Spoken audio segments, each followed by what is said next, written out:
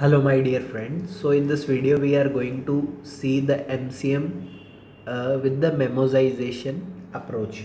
Okay, memoization approach, or you can say top down approach. Perfect. So in last video we discussed the recursive solution. Now we are going to solve the memoization approach. So generally if you are directly coming to this video, I will recommend you to go from the last video. There I have shown you how to identify where to use MCM and what is the basic structure and what is the recursive approach to solve the MCM. Now we are using the memoization. So first of all, why we need memoization?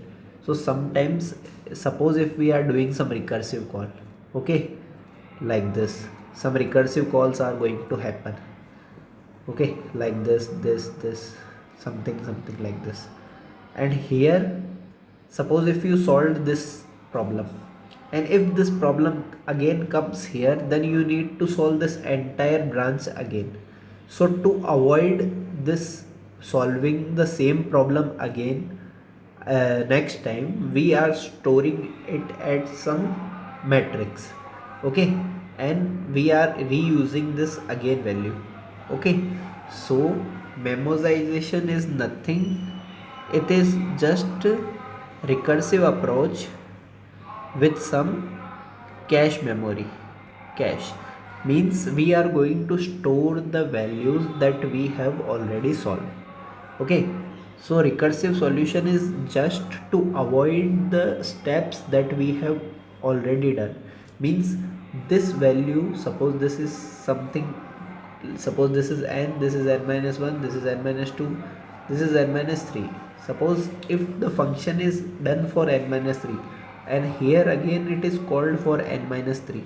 So to avoid this again solving of the entire branch, what we are going to do, we are going to store it into the matrix and then we are going to use the value again. Perfect. So this is the basic idea why to use the memoization. Now for memoization, first of all we need a dimension. Perfect. Suppose if array is given with the elements 10, 20, 30 or 40, something like this. Perfect. The array is given. So first of all, for memoization, what we are going to do, we are going to make a matrix. Okay, I will give you the basic idea. We are going to make a matrix, something like this. Perfect.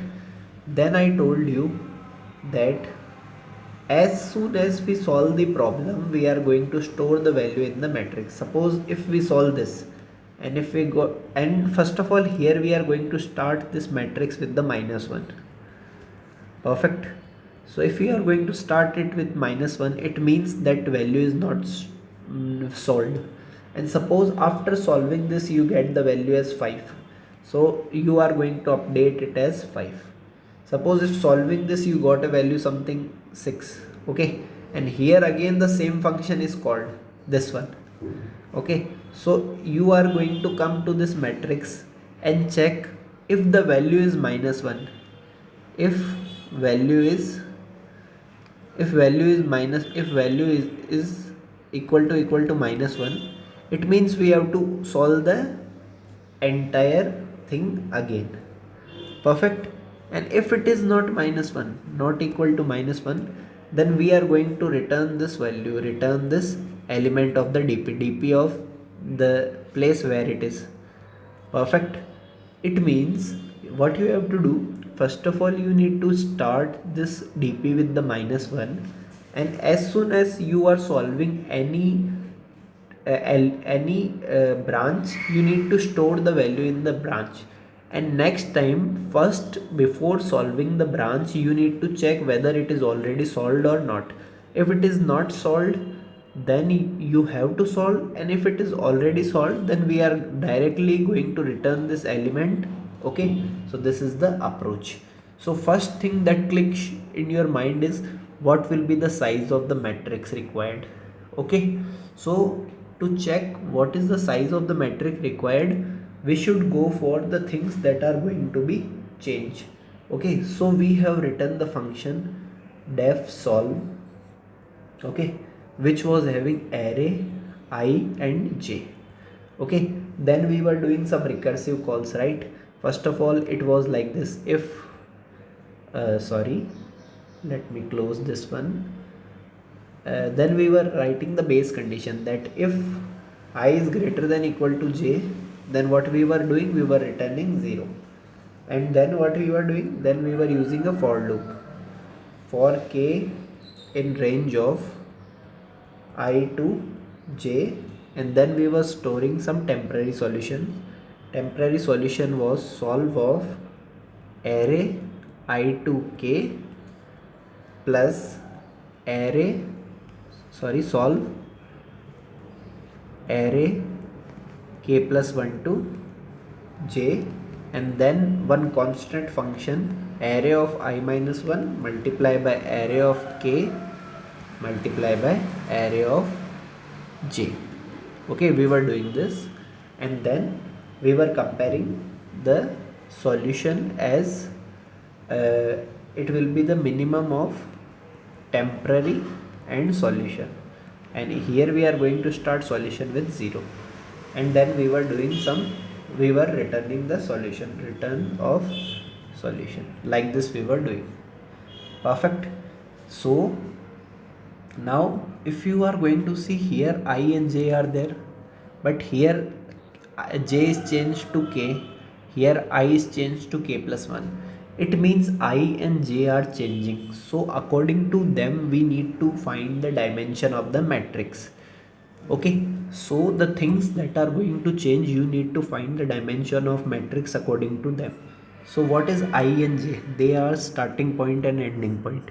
So what is the maximum possible value of I and j? So ending point can be equal to the size of matrix. Okay, and starting point will be 0, and maximum starting point can be at the last element of the array.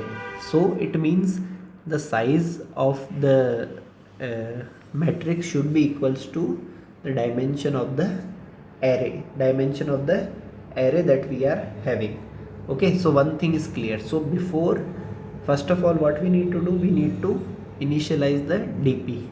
So let us initialize the dp here. So I am going to write dp is equal to -1 like this, and I'm going to start with the -1 for x in range of n plus 1. Let's say n is the size of the array, so I'm going to initialize with the n plus 1. So for y in range of n plus 1, it means this is the syntax of Python. Here what we are doing, we are initializing the dp with the -1, means this step is done. Now before this function, so first of all, if you want to go for memoization, you can do the changes in the recursive approach only. So I will tell you some changes. I will mark the changes with the green red pen, so it will be easier for you. So first change is this. Okay, now before entering into function, what I told you, we need to check whether it is solved or not. So here we will apply the condition if dp of I comma j is not equal to -1. If it is not equal to -1, it means its value is 5. So what we are going to do, we are going to return this value. So dp of I comma j, we are going to return this value. So here first, before entering into the function, this thing should be checked, that if dp of I comma j is this, then is not equal to -1, so return the dp value. If this condition is not satisfied, then what we are going to do, we are going to enter into this solution. Then we are going to check base condition, it will be same. We are going to go for the k. So here, instead of returning the solution, what I told you, first of all, we need to store the value in the dp. Everything that we solve, suppose after solving here the value was -1, but after solving you got the value as 6. So before directly returning the solution, you need to return dp of I comma j with the solution. So this will be updated to 6, and then you need to return. Okay, so what are the things that are changed? So first of all, we need to initialize the dp with the -1. Okay, and next change that we have done is we need to check whether the value is -1 or not. If the value is not -1, then we are going to return the element, that element dp of I comma j. And if it is not -1, then we are going to if it is -1, then we are going to do the same process again, but this time before returning the solution we are going to store that value in the dp, so next time we should not face the same issue again. So I hope this is clear to you. So we have done MCM recursive approach and memoization approach. If you have any doubt, please let me know in the comment section.